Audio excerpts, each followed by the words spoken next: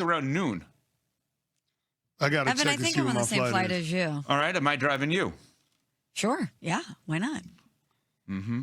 One less receipt. I don't have a problem riding with you to the airport. All right, I'm just making sure. Last time we did it, we documented it, and people loved it. Okay. So I forgot about that. You had the waters ready for him. The car was cleaned the radio out. station was clutch. So yeah, we found old school hip hop and R&B. We were just bobbing our heads, really excited. So my flight is at 1:45. What time is mine? Let's see here. Let me look. Rob, what time is my flight? Because you're on the same one, aren't you? We need to figure this out. Do I drive Canty no matter what? Do you have to get there? How are you going to drive me if you have a noon flight and my flight is at 1:45? Exactly. Get there early. I'm not getting there. Why? Why would I do that? I'm not going to waste time in the airport. 1:45. So we're on the same flight? Yeah. So I'm going home first. I will walk back over here with my bags, but I'm going home first. Are you on that flight, Smalls? Nuno, is she on that flight? Yeah, she Nuno, doesn't am I on know. that flight? Knowing her, she probably forgot to book the flight. No. We're going to get to the airport. CC and I are going to walk through security. She's like, oh, wait, I didn't book it. I think I may have booked a flight at a bad time. I gotta look into this. She booked a flight at 9:30 in the morning, Eastern time. Wrong time. Only Smalls. Is there a layover? Small is the only person that's not going direct from New York to Pittsburgh. You know, I'm glad we're doing this little exercise because I may have booked an incorrect flight here. I got to look into this. What? Are you booking what does that mean? No, now you got to clue the audience in. You brought it up. Okay, so I clicked on something, and it says 10:31 a.m., which obviously I will never make. But why would I book a 10:31 a.m. flight? Are you okay? No, this can't be right. This can't be right. I'm pretty sure. Is that your return Is this a different flight? Is that your return flight, the 10:31? Why would the 10:31 maybe. make sense? I got to look into this because the flight I thought I booked was, hold on, stand by. The flight I thought I booked was later in the afternoon. So we'll look into this. Okay. All right. Anyway, we're going to be at the draft next week, 1 week from today. Write the headline. Write the headline right now. So it's Thursday night, night one of the NFL draft. It's 11:30 p.m. Eastern time. Round one's coming to an end. What's headline? Round one. What's the storyline we're paying most attention to right now that we think will play out for round one of the draft? I think it's going to be movement in the draft. That's the headline. Yeah, Trades. because I think that beauty is going to be in the eye of the beholder in this draft, and I don't think there's going to be a consensus on all of the prospects that we expect to go at the top, especially night one.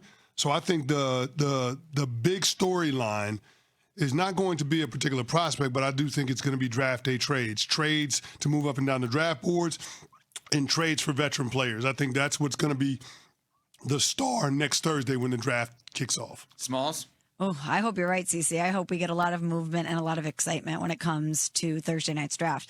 In addition to that, I think we're all going to be wondering where Ty Simpson goes.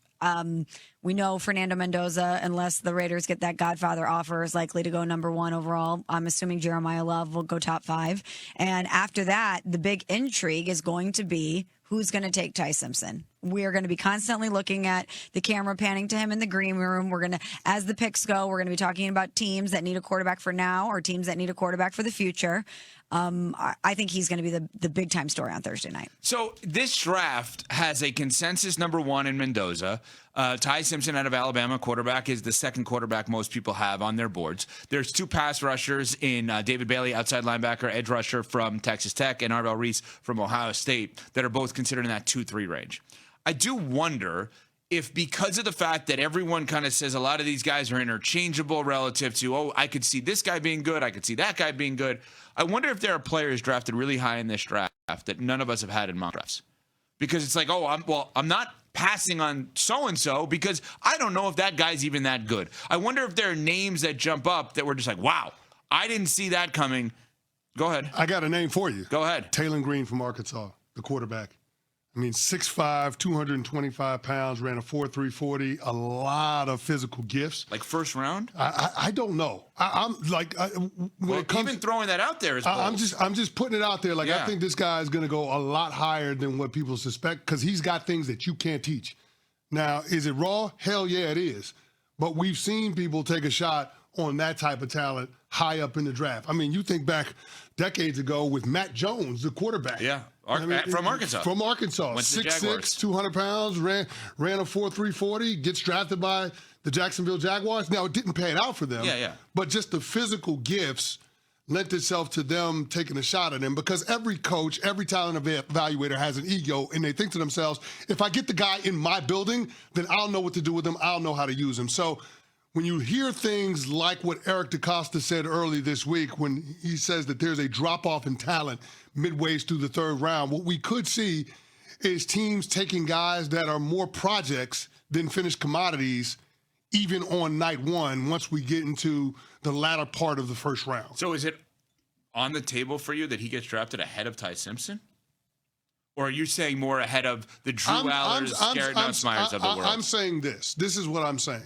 When it comes to the Ty Simpson of it all, I think that it's an incredible risk to take a guy that's only had 15 starts in his collegiate career that has no dominant physical traits.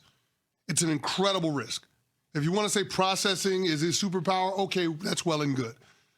But it's a risk. I'm not sure that there is the consensus formed around Ty Simpson definitively being the second best quarterback on everybody's board. Wow. So it's that. I don't know whose number 2 is. I don't know who it is. Right. But I don't know that every team views it that way. I'm stunned that you're Me saying too. this. Absolutely. So Green, just because I'm going to be honest, I don't know a ton about him, but let me give you. I've obviously heard the name leading in the draft process here, but just I'm not saying. Here's the thing. Yeah. I'm not saying he's the second best quarterback in this draft. Well, being the second best quarterback and drafted second are two different things. That's my point. That's what I'm trying to say. That's what I'm talking about. Because a good team could say Ty Simpson's never going to have a role with us, but this guy could, because being a project actually suits us better because there's no push to play him right away. So we can develop him. We can use him in different packages, whatever it is. But that's just the example. I do think there are a lot of teams that are going to look at this draft and they're going to look at the prospects. And once you get to the latter part of the teens on into the 20s, there aren't guys that you're saying these are finished products. The teams are going to be more apt to look at guys that project because they have dominant physical traits, guys that they can work with, guys that they hope they can develop into impact players into the future. I don't think there's a lot of plug-and-play guys once we get to the latter part of the first round that teams are going to look at and depend on going into 2026. Green is a 4-year player. 2 years or 5 years in college, 2 years starting at Bowling. It was Boise State, excuse me, and then Arkansas after that. So that's a fascinating thing to keep an eye on. We talked about Ty Simpson a little bit, as well as Jeremiah Love. Those are two guys that we're all wondering where